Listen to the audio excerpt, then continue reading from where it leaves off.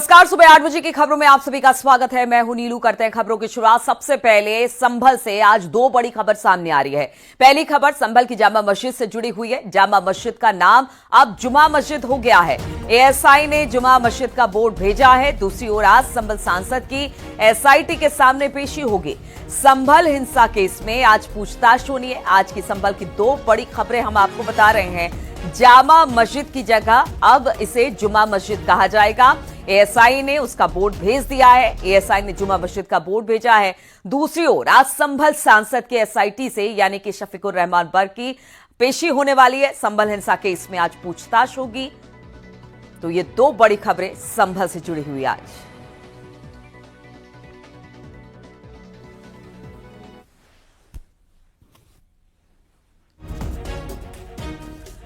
तो संभल की दो बड़ी खबरें। एक तो संभल का जो जामा मस्जिद था अब जुमा मस्जिद के नाम से जाना जाता है, और दूसरा शफीकुर रहमान बर्क खासतौर पर संभल हिंसा के मामले में उनसे पूछताछ होने वाली है।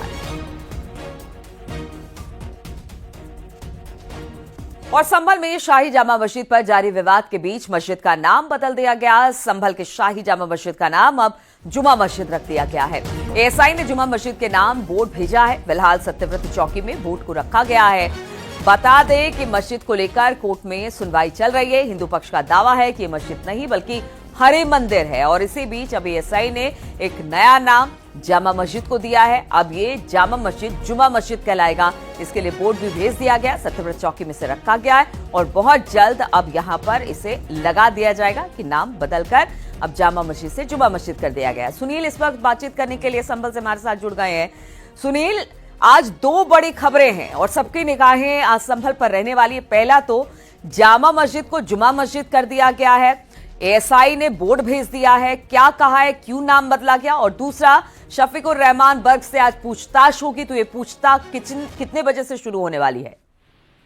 देखिए नीलू, मैं आपको बता दूं 1920 से ये जो है जुमा मस्जिद एएसआई संरक्षित मॉन्यूमेंट है, मगर यहाँ पर कोई बोर्ड लगा हुआ अब तक हम लोगों ने नहीं देखा। अभी 2 दिन पहले यहाँ पर संभल में जामा मस्जिद के सामने बनी सत्यव्रत पुलिस चौकी का उद्घाटन हुआ है।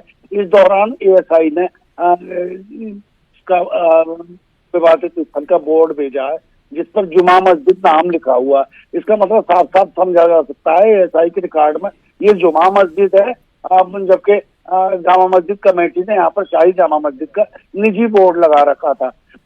आपको बता दें कि हाई कोर्ट में केस की सुनवाई के दौरान, जामा मस्जिद हरि मंदिर केस की सुनवाई के दौरान एएसआई के वकील हरिशंकर जैन ने इस स्थल को विवादित स्थल कहने की बात कही थी, क्योंकि हिंदू पक्ष लगातार यहाँ पर हरि मंदिर होने का दावा कर रहा है। अब जुमा मस्जिद का बोर्ड आने के बाद में ये स्थल एएसआई का मॉन्यूमेंट जुमा मस्जिद के नाम से जाना जाएगा। बोर्ड फिलहाल लगा। ये बताइए, क्योंकि जामा मस्जिद अब तक इसे कहकर बुलाया जा रहा था, अब जुमा मस्जिद है। एएसआई ने एक बोर्ड भेज दिया है, नाम अब जुमा मस्जिद हो जाएगा। किसी तरह से, क्योंकि आपने तो बातचीत की होगी ग्राउंड पे रह के, क्या किसी ने इस पर ऑब्जेक्शन जताया है या फिर किसी तरह की कोई प्रतिक्रिया इसे लेकर? देखिए, इसको लेकर अभी दोनों पक्षों में से किसी का कोई रिएक्शन सामने नहीं आया है। रिएक्शन सामने आने की संभावना है तब बनती है जब ये बोर्ड लगेगा, तब दोनों पक्ष में से कौन बोलता है, क्या बोलता है।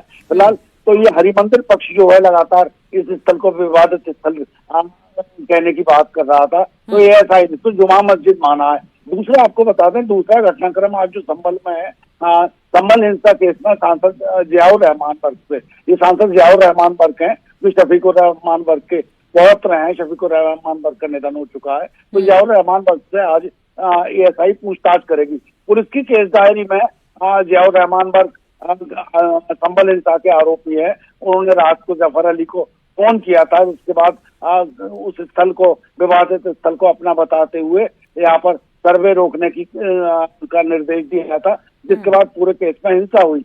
वहीं क्राइम नंबर ये 335/24 है, जिसमें संभल सांसद जियाउर रहमान बर्क और संभल के एसपी विधायक इकबाल महमूद के पुत्र सोहेल इकबाल ऑलरेडी पहले से ही नामजद है। जहाँ एक तरफ नामजदगी है, वहीं पर संभल हिंसा में पुलिस ने अपनी विवेचना में केस डायरी में सांसद को अभियुक्त बनाया है, जिनसे आज एसआईटी संभल में पूछताछ करेगी। सांसद हालांकि इस समय दिल्ली में है, अब ये देखने वाले की बात होगी कि वो किस समय यहाँ तक पहुंचेंगे। इस संबंध में भी प्रशासन का कोई बयान सामने नहीं आया है। ठीक है लेकिन सुनील, आज इस पूरे पूछताछ मामले होने पर आपसे बातचीत होती रहेगी। पूरा अपडेट देने के लिए बहुत बहुत शुक्रिया आपका सुनील, हमारे साथ जुड़ने के लिए। और एसपी सांसद बर्क की आज एसआईटी के सामने पेशी होने वाली है। संभल हिंसा केस में आज शफीकुर रहमान बर्क से पूछताछ होगी।